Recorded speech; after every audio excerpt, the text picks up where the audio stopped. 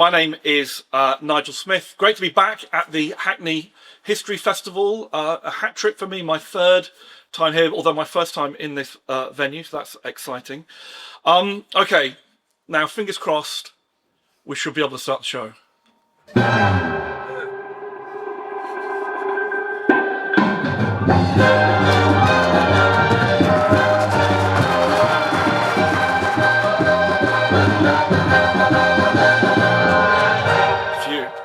Okay, so this is the building that I'm going to be talking about this afternoon, the former Savoy cinema in Stoke Newington Road, opened in 1936 by Associated British Cinemas, better known as ABC.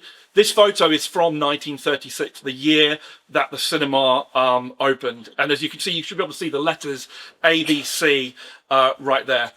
If this doesn't look familiar to it, you might recognize it better in its current guise. Earth, yeah, Evolutionary Arts, Hackney music and event space that opened in 2018. And if you've been to a gig here, you'll know, you'll kind of be able to tell that it used to be this sort of magnificent picture palace. It was restored in this style, what architects often refer to this style as arrested decay. So you can still sort of feel kind of like the grandeur of the old building when you go inside. So what interests me personally about this building, for those of you who don't know me, I've been obsessed with film and cinema since I was 4 years old. This is my first ever cinema ticket to see Superman 2 in May 1981, actually, so it's a significant anniversary. And today, among other things, one way that I explore this interest in film is by leading walking tours about the history of cinemas and cinema going in London. Here I am in front of the Odeon, Leicester Square, with a group on this tour that I do called Hollywood Comes to London. And the other way that I look at London cinema history is through my website, Memory Palaces.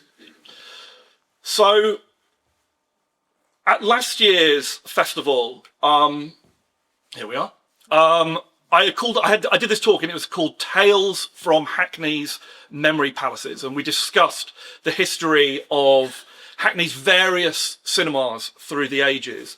And this year I thought it might be fascinating just to delve deeper into just one. And there are so many that we could talk about, so many great cinemas. There's an amazing cinema, The Castle, if you don't know it, pretty much next door to this building. So why did I decide to focus on the Savoy? Well, thankfully, a fateful visit to one of my favorite places in the world made this decision very easy. This is the Cinema Theatre Association archives. It's on an industrial estate near Southend. Highly recommend a visit. Inside, they have a file on pretty much every cinema that has ever existed in the UK. And I was there to research a new walking tour. And in passing, just as I was about to leave, Clive Polden, who's the head archivist there, he said, oh, Nigel, I've got this random box. I think it might interest you. And this is the box. So as you can see on the label, it had been rescued from the old Savoy in 2018 by Andrew Woodyard. This is rescued just before the conversion into earth took place. This is Andrew. Some of you might know him. He's an expert in the history of Hackney cinemas. He's also essentially the in-house archivist and historian of the Rio in Dalston, literally a few doors down from Earth. So I took this picture of Andrew when we met to chat about this. This is the projection box of the Rio, still proudly showing 35mm film.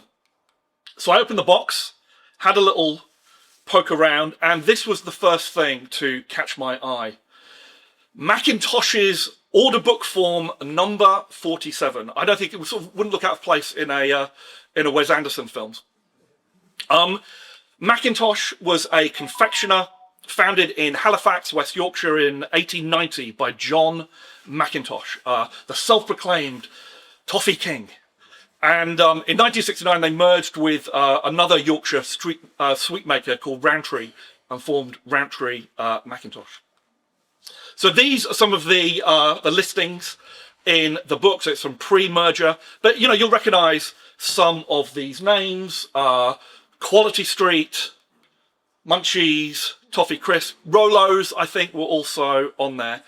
So Nestle bought Rowntree's in 1988. So all of these brands, they're now Nestle brands now. So as I started rummaging through this box, it was clear that most of what was in here is paperwork from the mid-1960s, and it really provides this snapshot of a time when cinema going in Britain was in steep decline. I thought, right, what is in this box? This is exactly the sort of niche topic that the Hackney History Festival was made for. Why give you the broad sweep of history when I can show you correspondence about stolen Maltesers? You laugh, but take a look at this. This is a letter to the manager of the ABC Stoke Newington Road, August 1966.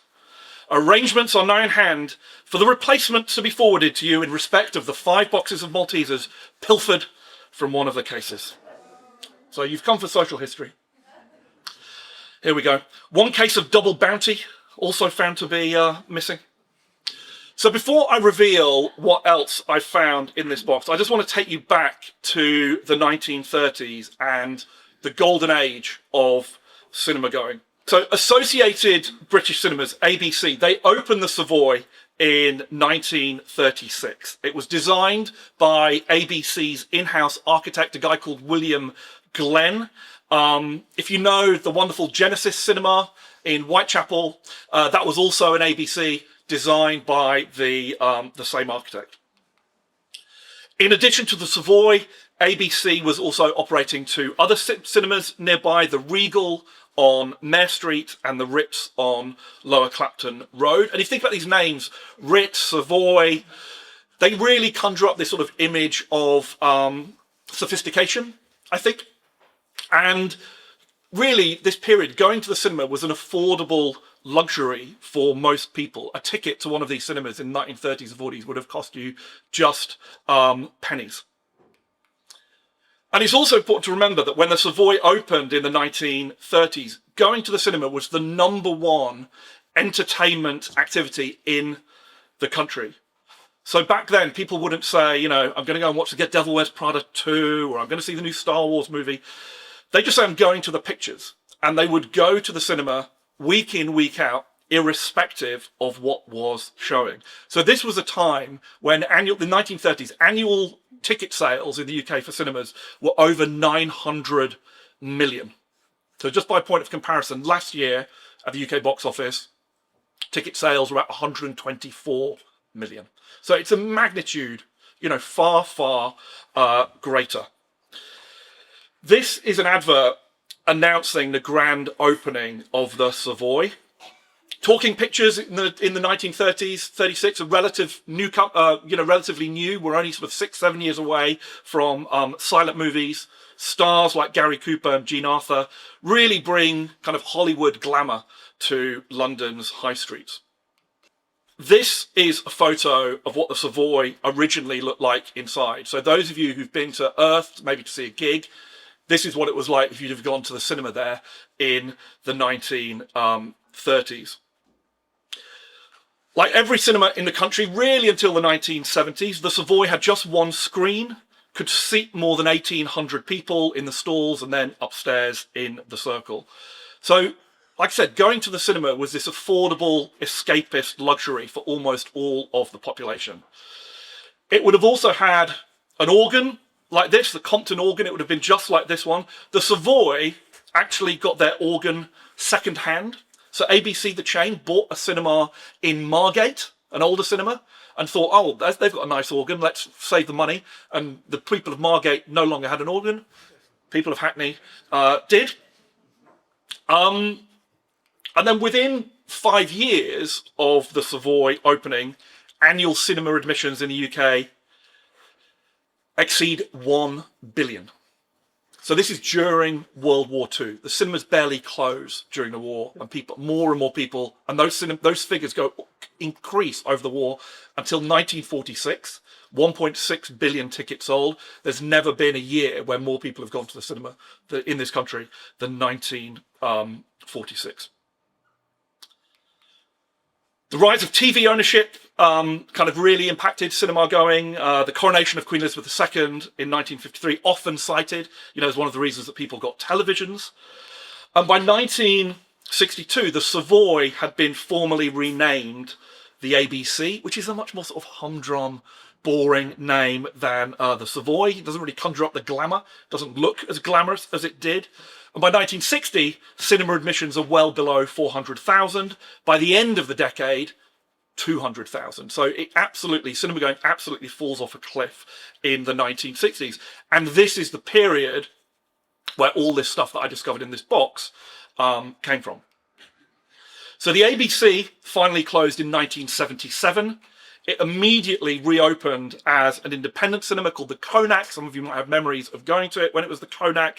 That closed in 82, so a year after this photo was taken.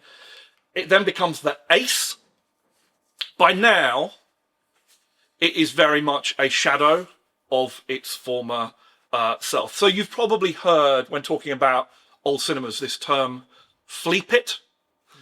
So Fleep It was a literal description of these places, okay? Cinemas that had been built and opened in the 1930s and 40s, not necessarily had a great deal of upkeep. They're pretty tatty by the 70s and the 80s. So the Ace struggled on until 1984. It closed with Al Pacino's Scarface. With the exception of 2020, when we were in lockdown, 1984, when this cinema closes, remains the worst ever year at the UK box office. 54 million tickets sold. So it wasn't really until the arrival of, quite nice, swanky multiplexes in the 1990s that cinema attendance starts to go up again. But back in the 1980s, audiences didn't necessarily want to go to these flea pits, and the video boom meant that people were staying at home to watch blockbusters. And one of the last films that screened at the Ace was the Clint Eastwood Dirty Harry sequel, Sudden Impact. And Andrew Woodyatt, when we were chatting about this, he told me that he remembers in the week that the Ace closed, the pub across the road was selling bootleg VHS tapes of the exact same film that was being shown at the cinema. So, given what a state the cinema was in before it was transformed into Earth, it really is a wonder to see it like this, and live performances breathing new life into the building. Prior to the redevelopment, the building was semi-derelict. These are some images that some of you might know Amir Doughton, the king of Stoke Newington history. I don't know if he went on an official visit or he's probably snuck in, but he sent me these pictures that he took of the building. This is one of my favourites that Amir sent to me, because it is a great reminder that going to the cinema used to involve, often seeing the images through a lot of smoke, that ashtray in the back of every seat. So it's among all of this debris that Andrew salvaged the documents that are in our box.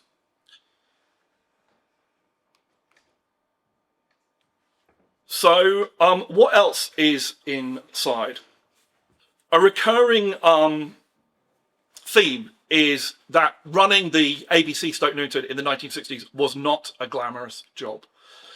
A great deal of the correspondence is between this guy, H.C. Burnage, the district manager. He was in charge of a dozen or so ABC cinemas in the North London region. And if you can't read what this crucial missive from July 1965 says, it is all about dustbins. Specifically, head office are beginning to receive increasing demands for the plastic dustbins, as opposed to the older type of galvanized bins. In this connection, therefore, will you please let me have your general opinion on the economics of these two types in use? This letter is from Mr. Burridge. This is a month later, August 1965. Good news. Head office have now heard from Industrial Soaps Limited that they have issued introductions to range collections of all empty domestos containers. This letter is to a manager of the cinema from 1968. There's a new district manager, L.S. Johnson, but he's still taking a very keen interest in cleaning products.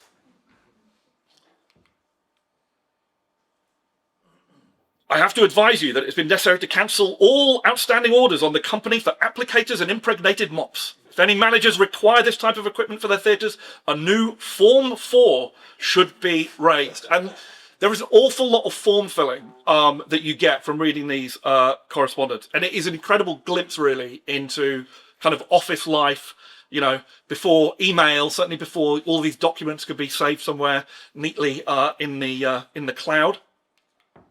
This letter is from 1965, the Burridge years. I ask you to take immediate action to clean up and make all, I repeat, all staff rooms tidy and presentable, comfortable for all staff. Perhaps unsurprisingly, kind of given the age that we're talking about, no shortage of casual sexism in this correspondence. The first suggestion on his list: you can purchase out of petty cash curtain material. Female staff could make these up for you.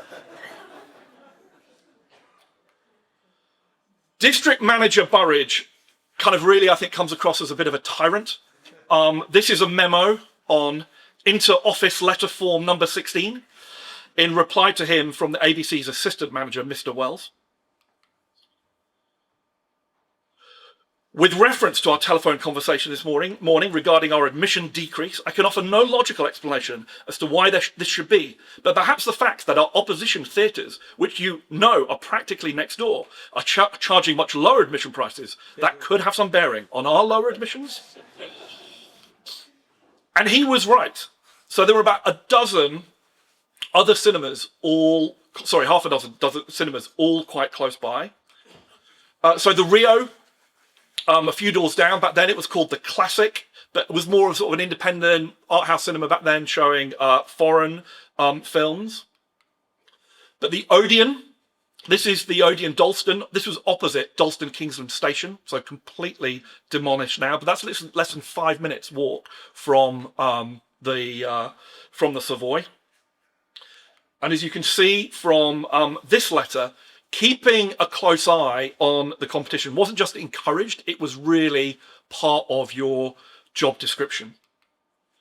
I would remind you that it is a long-standing company instruction that you make frequent periodic checks with your opposition, and if any variation of price ranges are discovered, you must notify Mr. Coombs immediately. So ABC encouraged all of their regional managers around the country to be competitive. And this is another missive that you'll enjoy from Mr. Burridge from October 1965. I'm going back to the previous talk. Will you please do everything you can to increase all sales at your theatres, for we have now reached the lowest position on the district league table. So there's a lot of pressure on these cinema managers to put plenty of effort into marketing what was showing.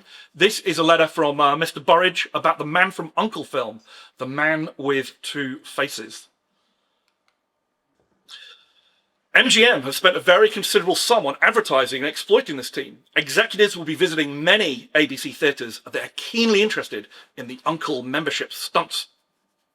So this is the poster for that film. And this film is basically just an expanded episode of the Man from U.N.C.L.E. TV series, just padded out with extra footage. So it kind of gives you an indication of there wasn't a huge amount of great movies to watch at the cinema in the 1960s, at this period where we're in such epic decline. ABC also had their own film magazine that they sold in the cinemas. And obviously it was the cinema manager's job to sell as many copies as possible. So this is a letter to that point. A special edition is planned for January. It's requested that every effort be made to solicit the full interest of all managers to sell out the issue. I found a copy. This is the issue in question. There was a copy in the Cinema Theatre Association archive. There's nothing special about this at all. This is old Burridge again, just being a pain in the arse, just getting the staff to just flog as much as they can. Sadly, it really doesn't look like Stoke Newington ABC was that good on marketing front. These are the results of the 1968 publicity contest for the first 3 months of the year. North East London, right at the bottom of the league table, and specifically ABC Stoke Newington second from last. A very poor effort, writes District Manager Johnson. Only with 100% teamwork will our position improve. One audience that the ABC was very, very keen to court was children. So the Saturday morning matinees, these provided 3 hours of basically cheap childcare. So kids got to watch a lot of old movies, get a badge, and sing this little catchy song.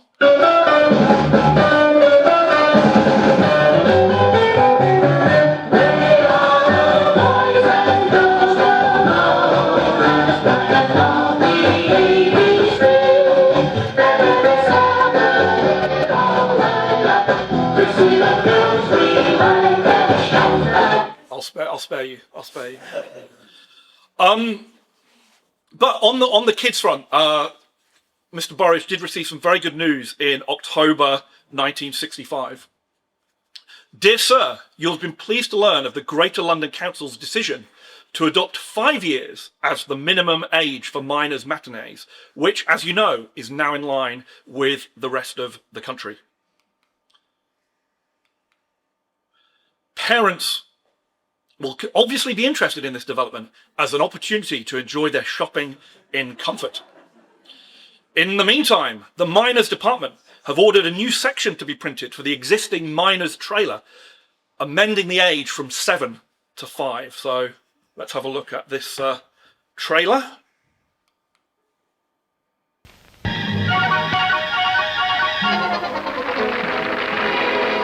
That's the attitude of most parents, and it's the policy that ABC adopt too, with their Saturday miners' matinees. Just look at those happy faces. They're certainly going to enjoy the fun while their parents get on with the Saturday shopping. It all starts here with the shooting of films which are produced specially for youngsters with the help of the Children's Film Foundation. It may well be an exciting historical adventure like this: the thrills and spills of Australian surfboat racing. A popular comedy classic.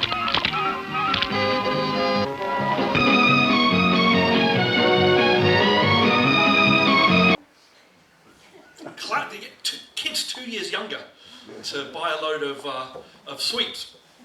And the sweet sales, very, very important. This is ABC's Theatre Sales Department form number 30.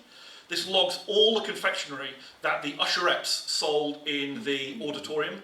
ABC's marketing department called this service from the tray.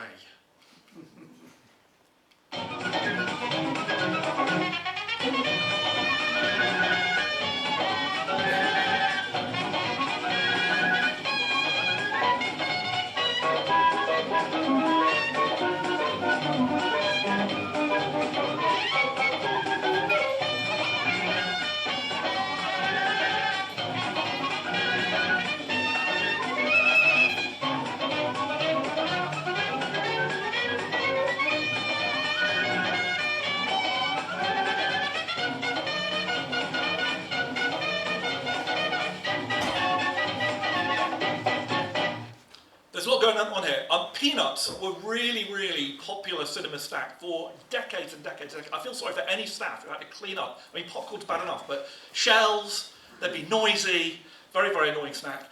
But also, you love here, you know, cigarettes. You know, don't have just to bring your own, but you know, if you want to buy as many cigarettes as you like, just in the foyer, that's perfectly fine as well. So these minor matinees, these could get a little bit rowdy. But as we can see here, cinema manager Morgan clearly had trouble from older audience members as well. In the second half of the feature film, The Battle of the Bulge, a number of young hooligans were tormenting girls by throwing fireworks amongst them. And you can really feel the exasperation in his response. Yeah, he clearly doesn't believe him. It's a lot of tension. So this sort of tension between the two is really, really evident. I'm just going to finish with one more exchange between them. So the ABC cinemas were also encouraged to sell sweepstake tickets to big horse races, and these would raise funds for the Cinematography and Television Society's Benevolent Fund. So this is a ticket for the St Ledger that I found in the box.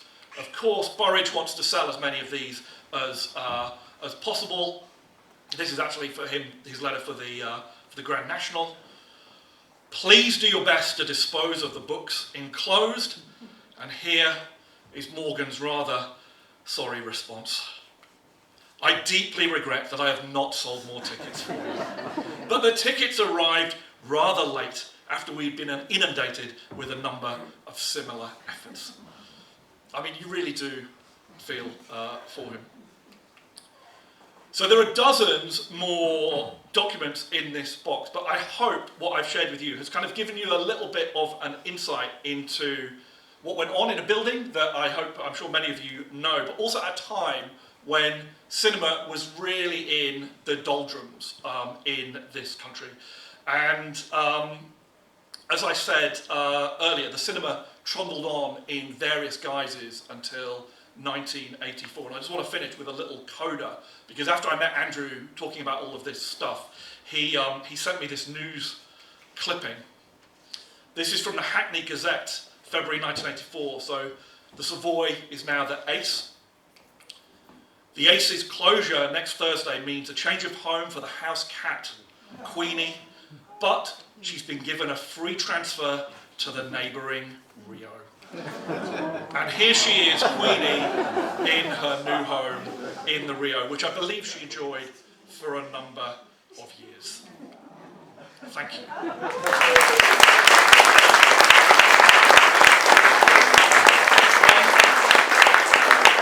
So just quickly, just indulge me a little bit of self-promotion. So I've got a bunch of walking tours coming up. If this QR code is a QR code for my mailing list, thank you very much. I think we might have time for a couple of questions if people have any. So I used to go to the ABC cinema as a kid in Cheltenham in the, I suppose, 67 to about 1970. And I seem to always hear it referred to as the Kiddies Club. Did it have that formal name, or...? So the question was, did the Kiddies Club have that formal name, Kiddies Club? The formal name was ABC Miners, and you got a badge that said ABC Miners, so that was the formal name. Informally, people often referred to as the Saturday Morning Pictures and the Kiddies Club. I'm Peter Snell. I used to be councillor for Dalston when Ora and his team first took over the cinema. And because the FS Snooker Hall had such a terrible reputation, we were quite happy, and they've been very, very responsible operators. Our slight concern was always that it had been split up into various groups of ownership. Yeah. So as I understand it, they've only so far restored the top area, the old balcony area. Is there hope, are there plans, I mean they're very successful operators and experienced operators, any hope that they'll actually take over the whole building and take it back to its former self? Question about Earth as it is now and the various sort of ownership kind of complications there, and whether eventually it might be all under one ownership and all beautifully restored. And the succinct answer is I do not know, but we can hope. Earth has got two spaces. There's the downstairs as well, which is also a music venue. Because I went into gigs there, you never know which one you're going to go into. No, you always want the big one. Yeah. But I gather that the Earth own both. I think they do, yeah. But I think the wider parts of I think there are other bits of the building. The other interesting thing about the Savoy, and one reason actually Earth have been able to kind of transform it in the way that they have is it never got split up into multi-screens.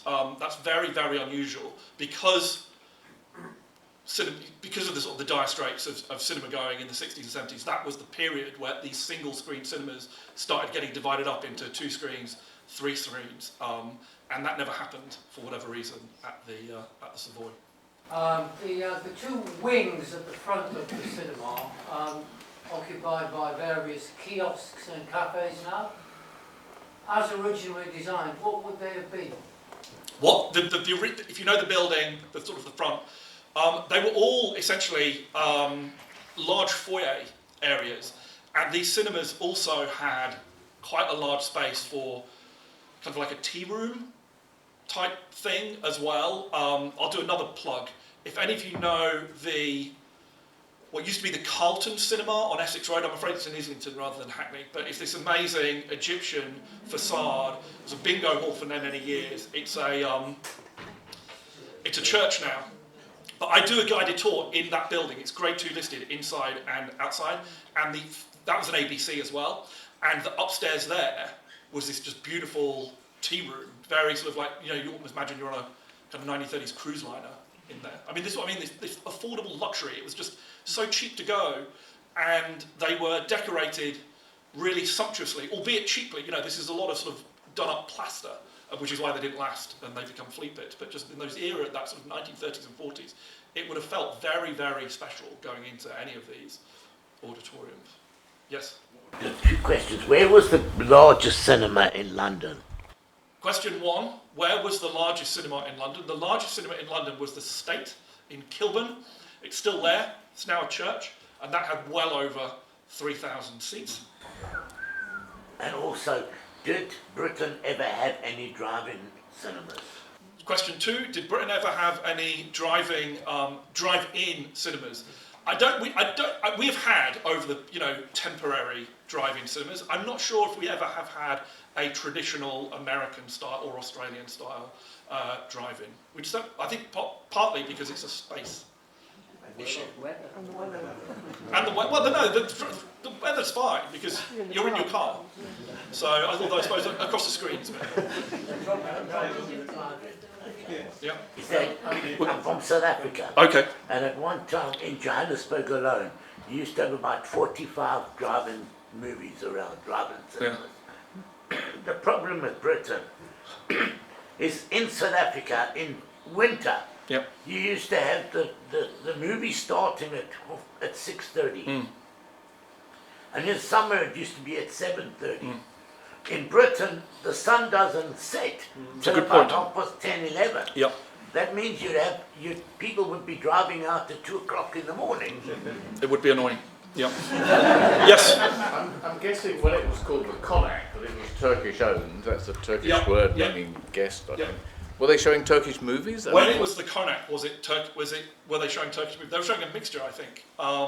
But again, interesting in terms of, so the Screen on the Green cinema that you'll probably know in Islington, it's kind of a much older cinema. That originates from 1913, but that was a proper flea pit before it became the Screen on the Green as we know it today.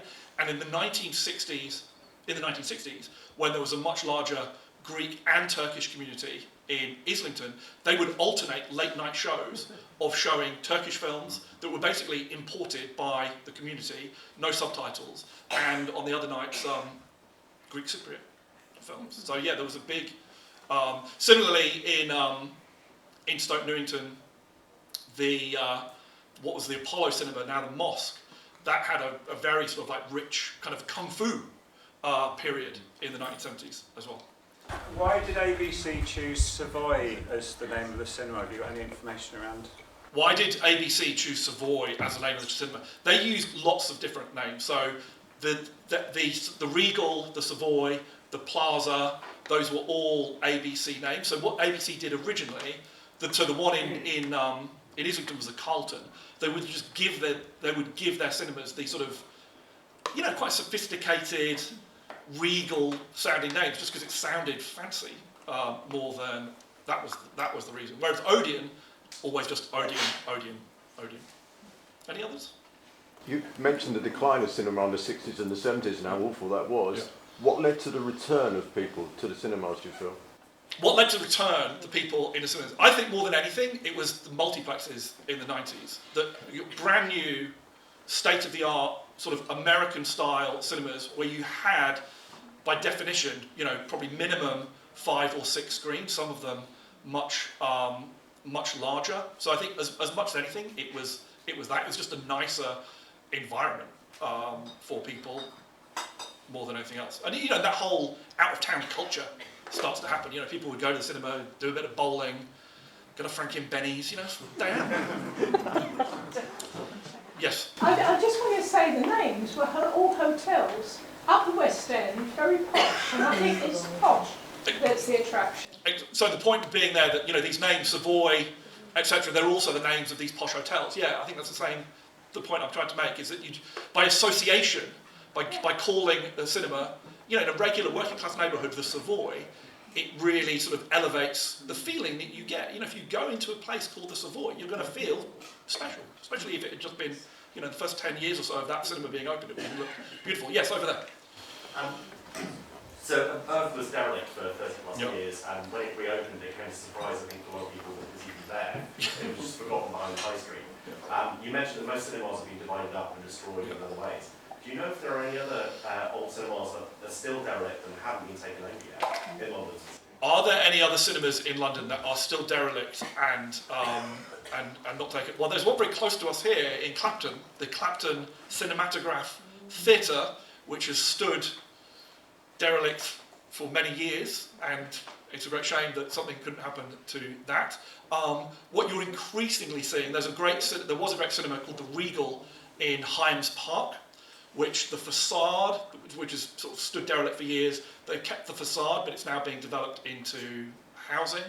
So there are a few, but actually, if you go to my website, memorypalaces.co.uk, there's 100. The point of that website is it's kind of a catalogue of buildings that are or have been cinemas, and one of the sort of the categories is, you know, not used. So there is a lot that have got other uses, and we probably don't have time to get into it, but there's the fact that so many are churches, I think, is interesting, because what do you do with a building that was designed to seat minimum 1,200 people? You know, they're very, very difficult to actually reuse, which is why Earth is a great example, and, you know, to Philip's point, dividing it up makes a lot of sense.